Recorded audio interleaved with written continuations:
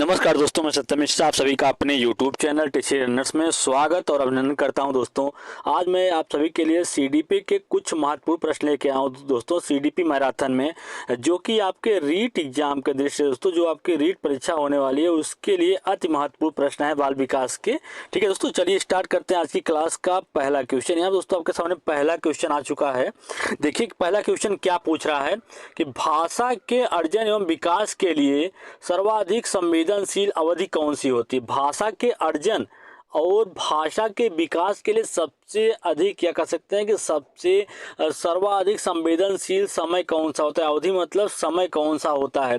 जन्म पूर्व अवधि, प्रारंभिक बाल्यावस्था, मध्य बाल्यावस्था, किशोरावस्था। तो दोस्तों आपको बता दें कि भाषा अर्जन एवं विकास के लिए सर्वाधिक संवेदनशील अवधि कौन सी होती है। प्रारंभिक बाल्यावस्था का जो समय होता है दोस्तों वो सबसे संवेदनशील समय होता है। ठीक है, चलिए आगे चलते दोस्तों क्वेश्चन नंबर नेक्स्ट पे। क्वेश्चन नंबर नेक्स्ट देखिएगा क्या पूछ रहा है। कह रहा है कि निम्नलिखित में से कौन से लॉरेंस कोहलर वर्ग के द्वारा प्रस्तावित नैतिक विकास की एक अवस्था है। दोस्तों इसमें क्या पूछा है, लॉरेंस कोहलर वर्ग के द्वारा प्रस्तावित, जो लॉरेंस कोहलर वर्ग के द्वारा नैतिक विकास का सिद्धांत दिया गया था दोस्तों, तो इसमें पूछा है कि उनके नैतिक विकास की एक अवस्था कौन सी है। इसमें से प्रसुप्ति अवस्था, सामाजिक अनुबंधन अभिन्यास, मूर्त संक्रियात्मक अवस्था और उद्योग बनाम अधीनता अवस्था। दोस्तों इसमें से आपको बता दें कि जो मूर्त संक्रियात्मक अवस्था है किसका है, पियाजे के द्वारा दिए गए संज्ञानात्मक विकास की एक अवस्था है। जबकि यहाँ पे लॉरेंस कोहलर वर्ग के द्वारा पूछ रहा है तो सामाजिक अनुबंध अभिन्यास जो है किसके द्वारा दिया गया है, लॉरेंस कोहलर वर्ग के द्वारा। ठीक, चलिए आगे चलते हैं क्वेश्चन नंबर नेक्स्ट पे। सभी क्वेश्चन दोस्तों आपकी परीक्षा के दृष्टि से महत्वपूर्ण है। कह रहा है कि कक्षा में परिचर्चा के दौरान एक शिक्षक प्रायः लड़कियों की तुलना में लड़कों पर अधिक ध्यान देता है, यह किसका उदाहरण है। ऑप्शन एक है जेंडर पक्षपात, ऑप्शन सेकंड है जेंडर पहचान, ऑप्शन थर्ड है जेंडर संबद्धता या ऑप्शन फोर है जेंडर समरूपता। तो कक्षा में परिचर्चा के दौरान शिक्षक जो है लड़कों पे अधिक ध्यान देता है बजाय लड़कियों के, इसका मतलब क्या है, वो जेंडर पक्षपात कर रहा है। इस क्वेश्चन का राइट जवाब क्या है, ऑप्शन नंबर फर्स्ट होगा। चलिए आगे चलते हैं दोस्तों क्वेश्चन नंबर नेक्स्ट पे। क्वेश्चन नंबर नेक्स्ट है कि निम्नलिखित में से किस मनोवैज्ञानिक ने बच्चों को ज्ञान के सक्रिय जिज्ञासु के रूप में देखते हुए उनके चिंतन पर सामाजिक व सांस्कृतिक विषय वस्तुओं के प्रभाव को महत्व दिया। तो जहाँ पे सामाजिक और सांस्कृतिक की बात आ जाए वहाँ पे आपके कौन से वैज्ञानिक होंगे, लेव वाइगोत्स्की होंगे। कौन से होंगे, लेव वाइगोत्स्की। इस क्वेश्चन का राइट जवाब क्या है, ऑप्शन नंबर सेकंड है। चलिए दोस्तों आगे चलते हैं क्वेश्चन नंबर नेक्स्ट पे। क्वेश्चन नंबर नेक्स्ट देखिएगा। कह रहा है कि जिंग साफ पहेली को करते समय 5 वर्ष की नाजमा स्वयं से कहती है कि नीला टुकड़ा कहाँ है। यही यह काल नहीं, यह नहीं मही नहीं दोस्तों, नहीं यह वाला नहीं, गाढ़े रंग वाला जिससे यह जूता पूरा बन जाएगा। इस प्रकार की वार्ता को वाइगोत्स्की किस तरह संबोधित करते हैं। व्यक्तिगत वार्ता, जोर जोर से बोलना, पाठ, आत्म केंद्रित वार्ता। तो दोस्तों इस तरीके से जब कोई बच्चा स्वयं से बात करते हुए कोई काम करता रहता है तो उससे वाइगोत्स्की क्या कहते हैं, व्यक्तिगत वार्ता, क्योंकि वह अपने कार्य को दिशा देने के लिए ऐसा कर रहा है। चलिए आगे चलते हैं क्वेश्चन नंबर नेक्स्ट पे। क्वेश्चन नंबर नेक्स्ट दोस्तों देखिएगा। कह रहा है कि बच्चों को संकेत देना तथा आवश्यकता पड़ने पर सहयोग प्रदान करना निम्नलिखित में से किसका उदाहरण है। प्रबलन का, मॉडलिंग का, अनुबंधन का या पाठ या ढांचा का। बच्चों को संकेत देना तथा आवश्यकता पड़ने पर उनकी सहायता करना या मदद करना किसका उदाहरण है, पाठ की, मतलब उनको मदद करना। चलिए आगे चलते हैं क्वेश्चन नंबर नेक्स्ट पे। क्वेश्चन नंबर नेक्स्ट देखिएगा दोस्तों। क्वेश्चन नंबर नेक्स्ट है कि निम्नलिखित व्यवहारों में से कौन सा जीन पियाजे के द्वारा प्रस्तावित मूर्त संक्रियात्मक अवस्था की विशेषता। दोस्तों आपको बता दें कि जीन पियाजे के द्वारा 4 अवस्थाएं दी गई थी। एक है संवेदी गामक अवस्था, सेकंड है आपका पूर्व संक्रियात्मक अवस्था, थर्ड है मूर्त संक्रियात्मक अवस्था और चौथा क्या है औपचारिक संक्रियात्मक अवस्था। तो इसमें से आपसे पूछ रहा है कि मूर्त संक्रियात्मक अवस्था जिसका समय दोस्तों कब से कब तक होता है 7 से लेके 11 वर्ष माना गया है, ठीक है। और इसमें क्या होता है, इस अवस्था की क्या विशेषता है, इस अवस्था की विशेषता है संरक्षण तथा कक्षा समावेशन। तो इस क्वेश्चन का राइट जवाब क्या होगा, ऑप्शन नंबर सेकंड इसका राइट जवाब हो जाएगा। चलिए आगे चलते हैं क्वेश्चन नंबर नेक्स्ट पे दोस्तों। क्वेश्चन नंबर नेक्स्ट है कि बच्चों के संज्ञानात्मक विकास के संदर्भ में निम्नलिखित में से कौन सी पियाजे की संरचना है, स्कीमा, अनुबंधन, अवलोकन, अधिगम या प्रबलन। तो बच्चों के संज्ञानात्मक विकास के संदर्भ में कौन सी पियाजे की संरचना है, तो स्कीमा है, ठीक है। स्कीमा पियाजे की संरचना, अगर स्कीमा शब्द कहीं पे दिख जाए तो समझ लीजिए वो किसका है, नियम है पियाजे का है। तो इस क्वेश्चन का राइट जवाब क्या होगा, ऑप्शन नंबर फर्स्ट हो जाएगा। चलिए आगे चलते हैं दोस्तों, क्वेश्चन नंबर नेक्स्ट देखिएगा। क्वेश्चन नंबर नेक्स्ट है कराए कि रूही हमेशा समस्या के एकाधिक समाधानों के बारे में सोचती है। रूही क्या करती है दोस्तों, किसी भी समस्या के एक से अधिक समाधान के बारे में सोचती है हमेशा।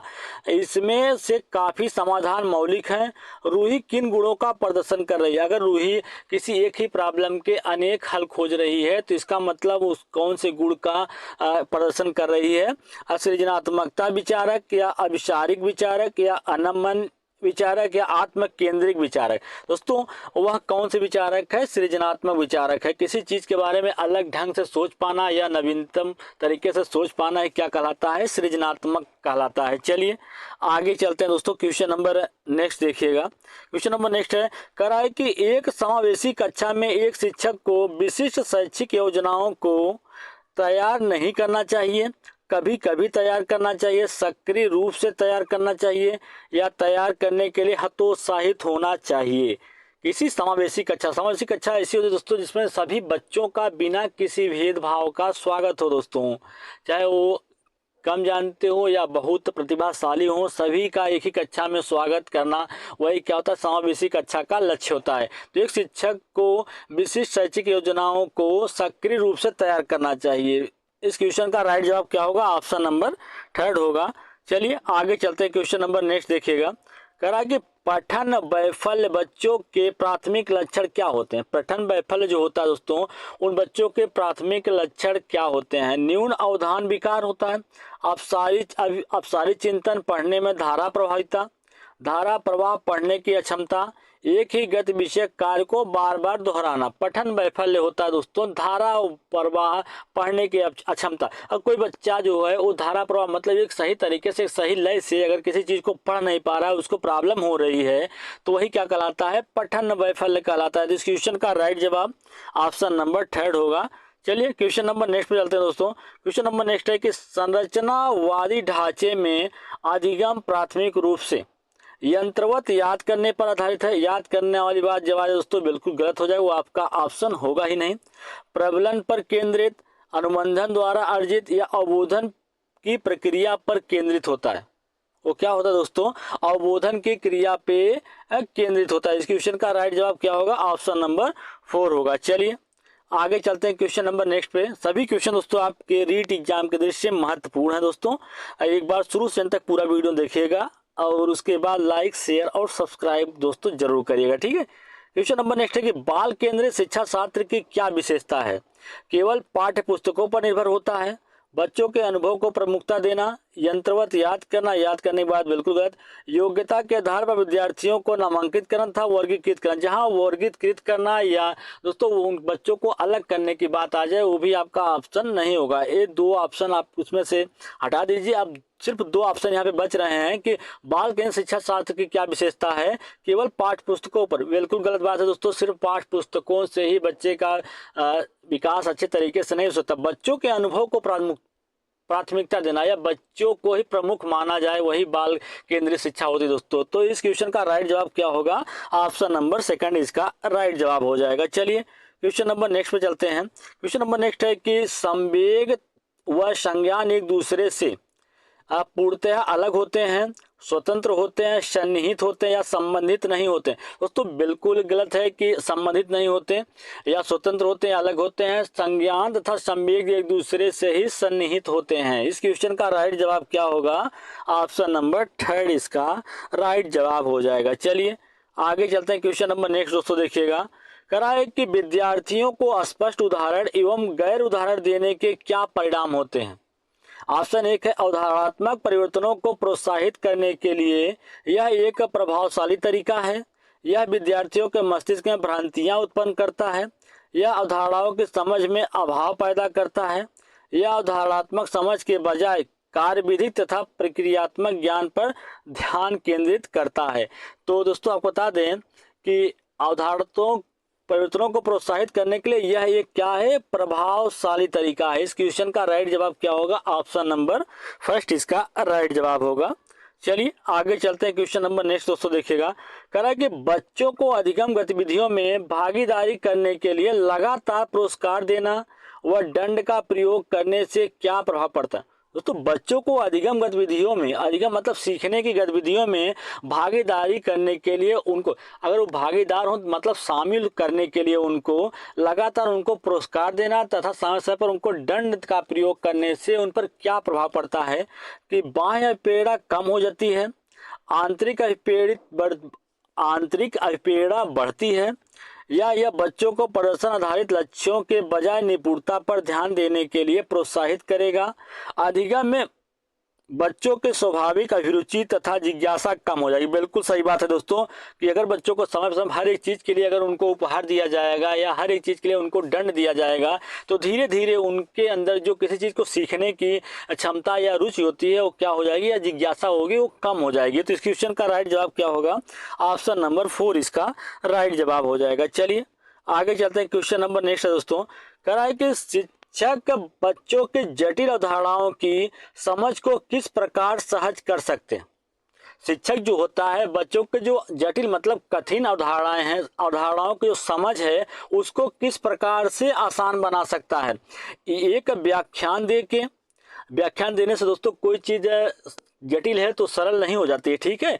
प्रयोगात्मक अवसरों की व्यवस्था करके या बार बार यांत्रिक अभ्यास के द्वारा अन्वेषण एवं परिचर्चा के लिए अवसर उपलब्ध करा के। दोस्तों जाहिर सी बात है अगर बच्चों को अन्वेषण या उनको परिचर्चा के लिए उनको एक दूसरे के साथ संपर्क करके आपसी वाद विवाद से दोस्तों परिचर्चा के अवसर उनको उपलब्ध कराने से उनके जो जटिल अवधारणाएं होती हैं या जटिल समझ होती है उसको सहज बनाया जा सकता है। इस क्वेश्चन का राइट जवाब क्या है? ऑप्शन नंबर 4 है। चलिए क्वेश्चन नंबर नेक्स्ट पे चलते हैं दोस्तों। सभी क्वेश्चंस आपके रीट एग्जाम के दृष्टि से महत्वपूर्ण है दोस्तों। क्वेश्चन नंबर नेक्स्ट है, करा कि निम्नलिखित अवधि में से किसमें शारीरिक वृद्धि एवं विकास तीव्र गति से होता है। करा कि किस अवधि में या किस समय में शारीरिक वृद्धि जो है, शरीर की वृद्धि और विकास जो है सबसे तेजी से होता है। शैशवावस्था एवं प्रारंभिक बाल्यावस्था, प्रारंभिक बाल्यावस्था एवं मध्य बाल्यावस्था, मध्य बाल्यावस्था एवं किशोरावस्था, किशोरावस्था एवं वयस्कता। दोस्तों आपको बता दें कि किस अवधि में शारीरिक वृद्धि एवं विकास सबसे तेज से होता है, तो शैशवावस्था और प्रारंभिक बाल्यावस्था का जो समय होता है उसमें शारीरिक वृद्धि एवं विकास सबसे तेज गति से होता है। चलिए आगे चलते हैं। क्वेश्चन नंबर नेक्स्ट दोस्तों देखिएगा, करा है कि निम्नलिखित में से कौन सा विकास का सिद्धांत नहीं, इसमें से विकास का सिद्धांत कौन सा नहीं है। विकास जीवन प्रयत्न होता है, बिल्कुल सही बात है दोस्तों। विकास परिवर्तन होता है, ये भी सही है। विकास आनुवंशिक एवं पर्यावरण दोनों के द्वारा प्रभावित होता है। विकास सार्वभौमिक और सांस्कृतिक संदर्भों से इसे प्रभावित नहीं करते, बिल्कुल गलत बात है दोस्तों, क्योंकि विकास जो होता है वो सार्वभौमिक तो है ही लेकिन सांस्कृतिक संदर्भों से भी इसे प्रभावित करते हैं। तो इस क्वेश्चन का राइट जवाब क्या होगा? ऑप्शन नंबर 4 इसका राइट जवाब हो जाएगा। चलिए आगे चलते हैं। क्वेश्चन नंबर नेक्स्ट दोस्तों देखिएगा, कह रहा है कि वैयक्तिक भिन्नताओं पर का प्राथमिक कारण क्या है। वैयक्तिक भिन्नता जो होती है दोस्तों, कोई भी दो व्यक्ति किसी भी गुण में समान नहीं होते तो क्या कहलाता है? वैयक्तिक भिन्नता कहलाती है। तो वैयक्तिक भिन्नताओं का प्राथमिक कारण क्या हो सकता है? प्राथमिक कारण ये है दोस्तों, ऑप्शन दे रखा है कि लोगों के द्वारा माता पिता से प्राप्त अनुवांशिक संकेत पद्धति, जन्मजात विशेषताएं, पर्यावरणीय प्रभाव, अनुवांशिक एवं पर्यावरण के बीच जटिल पारस्परिक क्रिया। इस क्वेश्चन का राइट जवाब क्या होगा? ऑप्शन नंबर 4 हो जाएगा। चलिए दोस्तों आगे चलते हैं, क्वेश्चन नंबर नेक्स्ट पे।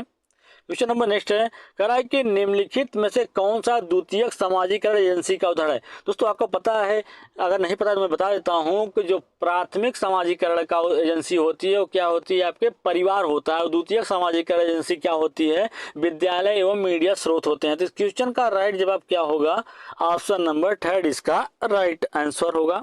चलिए आगे चलते हैं क्वेश्चन नंबर नेक्स्ट पे दोस्तों। क्वेश्चन नंबर नेक्स्ट है कि वाइगोस्की तथा पियाजे के परिप्रेक्ष्यों में एक प्रमुख विभिन्नता क्या है। व्यवहारवादी सिद्धांतों की उनकी आलोचना, बच्चों को एक पालन पोषण का परिवेश उपलब्ध कराने की भूमिका, भाषा एवं चिंतन के बारे में उनके दृष्टिकोण। बिल्कुल सही दोस्तों, वाइगोस्की तथा पियाजे के परिप्रेक्ष्य में एक प्रमुख विभिन्नता क्या है कि भाषा एवं चिंतन के बारे में उनका अपना अपना क्या है, दृष्टिकोण है। ठीक है, उनका अपना अपना व्यू है। चलिए आगे चलते हैं क्वेश्चन नंबर नेक्स्ट पे। क्वेश्चन नंबर नेक्स्ट दोस्तों देखिएगा, करा है कि एक अध्यापिका यह सुनिश्चित करना चाहती है कि उसके विद्यार्थी आंतरिक रूप से प्रेरित हों। इस संदर्भ में वह क्या करेगी। सभी बच्चों के लिए उपलब्धि के एक समान मानकों को उल्लिखित करना, अंतिम परिणाम पर ध्यान देने के बजाय व्यक्तिगत रूप से बच्चों की अधिगम की प्रक्रियाओं पर ध्यान देना।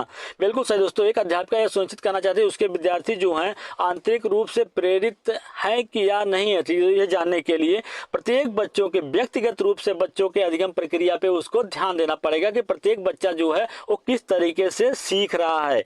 इस क्वेश्चन का राइट जवाब क्या होगा, ऑप्शन नंबर 2 इसका राइट जवाब होगा। चलिए आगे चलते हैं, क्वेश्चन नंबर नेक्स्ट दोस्तों देखिएगा, कराए कि कक्षा परीक्षणों में अच्छा प्रदर्शन करने में एक बच्चे की असफलता हमें इस विश्वास की तरफ ले जाती है कि कक्षा परीक्षणों में अच्छा प्रदर्शन करने के लिए एक बच्चा जो है वो असफल हो जाता है, तो हम इस विश्वास की तरफ ले जाता है कि ऑप्शन 1 है आकलन वस्तुनिष्ठ है तथा असफलताओं को स्पष्ट रूप पहचानने के लिए इसका प्रयोग किया जा सकता है। पाठ्यक्रम, शिक्षण पद्धति तथा आकलन प्रक्रियाओं पर विचार करने की आवश्यकता है। बिल्कुल सही दोस्तों, अगर कक्षा प्रशिक्षण में अच्छा प्रदर्शन करने के लिए एक बच्चा जो है वो असफल हो जा रहा है, तो इसका मतलब क्या है कि पाठ्यक्रम जो है वहाँ पे जो पाठ्यक्रम पढ़ाया जा रहा है, जो चीज़ें या पढ़ाने का जो तरीका है और आकलन पद्धतियाँ जो हैं उनमें क्या है, विचार करने की जरूरत है। तो इस क्वेश्चन का राइट जवाब ऑप्शन नंबर 2 होगा। चलिए आगे चलते हैं क्वेश्चन नंबर नेक्स्ट पे दोस्तों। क्वेश्चन नंबर नेक्स्ट है कि बहुबुद्धि के सिद्धांत के संदर्भ में एयरफोर्स पायलट बनने के लिए निम्नलिखित में से कौन सी बुद्धि की आवश्यकता होती है। बहुबुद्धि सिद्धांत के संदर्भ में दोस्तों अगर एयरफोर्स जो पायलट बनना है तो उसके लिए कौन सी बुद्धि की आवश्यकता होती है। अंतर्वैयक्तिक, भाषिक, गतिक या अंतरावैयक्तिक। दोस्तों आप बता दें कि बहुबुद्धि के सिद्धांत के संदर्भ में एयरफोर्स पायलट बनने के लिए किस बुद्धि की आवश्यकता होती है, गतिक बुद्धि। इस क्वेश्चन का राइट जवाब क्या है, ऑप्शन नंबर 3 है।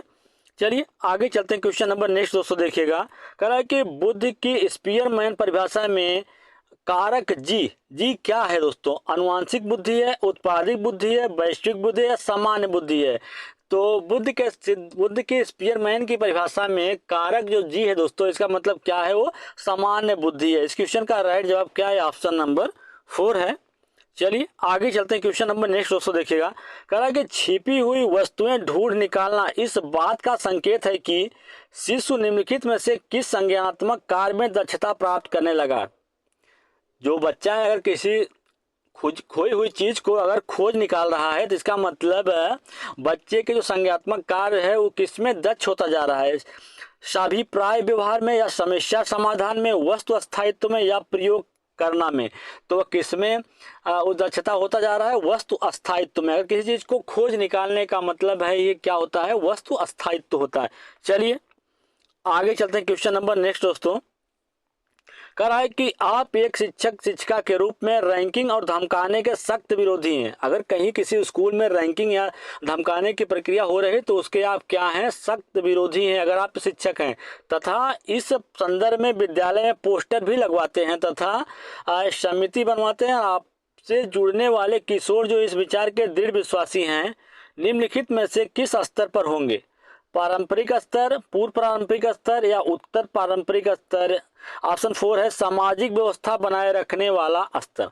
तो अगर दोस्तों आप इस तरीके के हैं तो आपसे जुड़ने वाले जो किशोर है इस विचार के दृढ़ विश्वासी हैं, तो निम्नलिखित में से वो किस स्तर पे होंगे? वो उत्तर पारंपरिक स्तर पे होंगे। तो इस क्वेश्चन का राइट जवाब ऑप्शन नंबर 3 है। चलिए क्वेश्चन नंबर नेक्स्ट पे चलते हैं दोस्तों। क्वेश्चन नंबर नेक्स्ट है कि प्रगतिशील शिक्षा निम्नलिखित में से किस कथन से संबंधित है?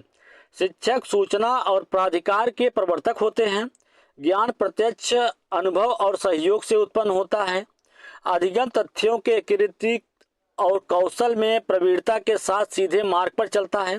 ऑप्शन 4 है परीक्षा मानदंड संदर्भित और बाएं है। दूसरा आपको बता दें प्रगतिशील शिक्षा के संदर्भ में कौन सा कथन सत्य होता है? ज्ञान जो होता है प्रत्यक्ष अनुभव और सहयोग से उत्पन्न होता है। कैसे उत्पन्न होता है ज्ञान? प्रत्यक्ष अनुभव से और सहयोग से उत्पन्न होता है। इस क्वेश्चन का राइट जवाब ऑप्शन नंबर 2 होगा। चलिए आगे चलते हैं। क्वेश्चन नंबर नेक्स्ट दोस्तों देखिएगा, कह रहा है कि सीखने के लिए आकलन अपेड़ा को बढ़ावा देता है, अलग करने और रैंक देने के प्रयोजन के लिए किया जाता है, ग्रेड्स को पूरी तरह से महत्व देने पर बल देता है, या विशिष्ट होता है और अपने आप में ही की गई आकलन गतिविधियां हैं। सीखने के लिए आकलन क्या करता है दोस्तों? अभिप्रेरणा को बढ़ावा देता है। तो इस क्वेश्चन का राइट जवाब क्या होगा? ऑप्शन नंबर 1 होगा।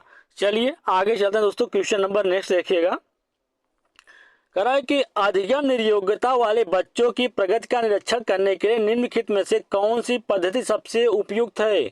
अधिगम निर्योग्यता वाले बच्चों की प्रगति का निरीक्षण करने के लिए कौन सी विधि सबसे उपयुक्त है? कौन सी? संचरित व्यवहार परक अवलोकन। इस क्वेश्चन का राइट जवाब क्या है? ऑप्शन नंबर 4 है। क्या? संरचित व्यवहार परक और अवलोकन। चलिए आगे चलते हैं क्वेश्चन नंबर नेक्स्ट पे। क्वेश्चन नंबर नेक्स्ट दोस्तों देखिएगा, कह रहा है कि राजेश गणित की समस्या को हल करने के लिए पूरी तरह से संघर्ष कर रहा है। उसका आंतरिक बल जो उसे उस समस्या को पूरी तरह हल करने के लिए विवश करता है वो क्या के रूप में जाना जाता है? दोस्तों राजेश कोई बच्चा है जो कि गणित की समस्या को हल करने के लिए पूरी तरीके से संघर्ष कर रहा है। ठीक है, जूझ रहा है कि मतलब किसी भी तरीके से उसकी जो समस्या है वो हल हो जाए, और वो आंतरिक रूप से उसको हल करने के लिए एक बल है जो उसको आंतरिक रूप से ऐसा करने के लिए विवश कर रहा है। उसको किस रूप में जाना जाना चाहिए? प्रेरक के रूप में, संवेग या व्यक्तित्व विशेषक या प्रत्यक्षण? तो उसको किस रूप में जाना जाता है? प्रेरक के रूप में। तो इस क्वेश्चन का राइट जवाब ऑप्शन नंबर 1 है। चलिए आगे चलते हैं क्वेश्चन नंबर नेक्स्ट पे दोस्तों। क्वेश्चन नंबर नेक्स्ट है कि व्याख्या, अनुमान और अथवा नियंत्रण प्राकल्पना के लक्ष्य हैं। पारंपरिक तर्कड़ा, आगमनात्मक तर्कड़ा, निगमनात्मक तर्कड़ा या वैज्ञानिक पद्धति? तो व्याख्यान, अनुमान अथवा नियंत्रण प्राकल्पना किसके लक्ष्य हैं दोस्तों? वैज्ञानिक पद्धति के लक्ष्य हैं। तो इस क्वेश्चन का राइट जवाब ऑप्शन नंबर 4 होगा। चलिए आगे चलते हैं दोस्तों क्वेश्चन नंबर नेक्स्ट पे। क्वेश्चन नंबर नेक्स्ट है कि संवेगात्मक बुद्धि बहुबुद्धि सिद्धांत के किस क्षेत्र के साथ संबंधित हो सकती है? अंतरावैयक्तिक और अंतर्वैयक्तिक बुद्धि, प्राकृतिक बुद्धि, चाचुब स्थानिक बुद्धि या अस्तित्व परक बुद्धि? तो संवेगात्मक बुद्धि बहुबुद्धि सिद्धांत के किस क्षेत्र के साथ संबंधित है? तो अंतरावैयक्तिक और अंतर्वैयक्तिक बुद्धि के साथ। तो इस क्वेश्चन का राइट जवाब ऑप्शन नंबर 1 है। चलिए आगे चलते हैं क्वेश्चन नंबर नेक्स्ट दोस्तों देखिएगा, कह रहा है कि बंडूरा के सामाजिक अवलोकन पर आधारित अधिगम सिद्धांत में निम्नलिखित में से कौन सी प्रक्रिया होती है? स्वचिंतन, पुनरावृत्ति, प्रतिधारण या सार को दोहराना? तो बंडूरा के सामाजिक अवलोकन पर आधारित अधिगम के सिद्धांत में निम्नलिखित में से कौन सी प्रक्रिया होती है? प्रतिधारण प्रक्रिया होती है। इस क्वेश्चन का राइट जवाब ऑप्शन नंबर 3 है। चलिए क्वेश्चन नंबर नेक्स्ट पे चलते हैं। क्वेश्चन नंबर नेक्स्ट दोस्तों, कह रहा है कि निम्नलिखित कथनों में से कौन सा वाइगोत्स्की के द्वारा प्रस्तावित विकास तथा अधिगम के बीच संबंध का सर्वश्रेष्ठ रूप से सार प्रस्तुत करता है? तो ऑप्शन 1 है विकास अधिगम से स्वाधीन है, विकास प्रक्रिया अधिगम प्रक्रिया से पीछे रह जाती है। ऑप्शन 3 है विकास अधिगम का समानार्थक है। ऑप्शन 4 है अधिगम एवं विकास समानांतर प्रक्रियाएं हैं। तो इसमें क्या पूछा दोस्तों, फिर से देख लेते हैं कि निम्नलिखित कथनों में से कौन सा वाइगोत्स्की द्वारा प्रस्तावित विकास तथा अधिगम के बीच संबंध का सर्वश्रेष्ठ रूप से सार प्रस्तुत करता है? विकास जो होता है वो क्या होता है? अधिगम प्रक्रिया से पीछे रह जाता है। इस क्वेश्चन का राइट जवाब ऑप्शन नंबर सेकंड है। चलिए क्वेश्चन नंबर नेक्स्ट पे चलते हैं। कह रहा है कि कोहलर वर्ग के सिद्धांत की एक प्रमुख आलोचना क्या है? कोहलर वर्ग ने बिना किसी अनुभूति मूलक आधार के सिद्धांत प्रस्तुत किया। ऑप्शन सेकंड है, कोहलर वर्ग ने प्रस्ताव किया है कि नैतिक तार्किकता विकासात्मक है। कोहलर वर्ग ने पुरुषों एवं महिलाओं की नैतिक तार्किकता में सांस्कृतिक विभिन्नताओं को महत्व नहीं दिया। बिल्कुल सही बात है दोस्तों, इनके द्वारा यही उनके सिद्धांत की जो मुख्य आलोचना का कारण क्या है कि उन्होंने पुरुषों एवं महिलाओं की नैतिक तार्किकता में सांस्कृतिक विभिन्नताओं को कोई महत्व नहीं दिया, वही उनके सिद्धांत की मेन आलोचना है। ठीक है, चलिए आगे चलते हैं क्वेश्चन नंबर नेक्स्ट पे। क्वेश्चन नंबर नेक्स्ट है, कह रहा है कि प्रगतिशील शिक्षा के संदर्भ में समान शैक्षिक अवसर से अभिप्राय है कि सभी छात्र किसी भी जाति, पंथ, रंग, क्षेत्र व धर्म के होते हुए भी समान शिक्षा प्राप्त करें, समान शिक्षा पाने के बाद अपनी क्षमताओं को सिद्ध कर सकें, बिना किसी भेदभाव के समान पद्धतियों व सामग्रियों से शिक्षा प्राप्त करें, ऐसी शिक्षा पाए जो उनके लिए अनुकूलतम हो तथा उनके भविष्य के कार्यों में सहायक हो। बिल्कुल सही दोस्तों, ऑप्शन नंबर 4 इसका राइट है कि समान शैक्षिक अवसर का मेन अभिप्राय क्या है दोस्तों कि उनको ऐसी शिक्षा दी जाए जो उनके लिए अनुकूल हो तथा उनके भविष्य के कार्यों में उनकी सहायता या मदद कर सके। चलिए आगे चलते हैं क्वेश्चन नंबर नेक्स्ट पे। क्वेश्चन नंबर नेक्स्ट है, कह रहा है कि भाषा विकास के संदर्भ में निम्नलिखित में से कौन सा क्षेत्र पियाजे के द्वारा कम आंका गया? आनुवांशिकता, अहम केंद्रित भाषा, सामाजिक अंतःक्रिया या विद्यार्थी द्वारा संक्रियात्मक रचना। तो भाषा विकास के संदर्भ में कौन सा क्षेत्र जो है जो पियाजे के द्वारा सबसे कम आंका गया वो क्या था? सामाजिक अंतःक्रिया। इस क्वेश्चन का राइट जवाब क्या है? ऑप्शन नंबर 3 इसका राइट जवाब है। चलिए आगे चलते हैं क्वेश्चन नंबर नेक्स्ट पे। क्वेश्चन नंबर नेक्स्ट है दोस्तों, कह रहा है कि निम्नलिखित में से किस पद्धति का उपयोग करते हुए हकलाने की समस्या से निपटा जा सकता है? अनुश्रुत वाक्य, ऑप्शन सेकंड है प्रवर्धित वाक्य, ऑप्शन थर्ड है परिणामकारी वाक्य या लंबित वाक्य। तो हकलाने की प्रक्रिया से निपटने के लिए क्या होता है? प्रवर्धित वाक्य होता है। इस क्वेश्चन का राइट जवाब ऑप्शन नंबर सेकंड है। दोस्तों आज के लिए इतना ही। अगर आपको मेरा वीडियो अच्छा लगे तो लाइक, शेयर और सब्सक्राइब दोस्तों जरूर करिएगा।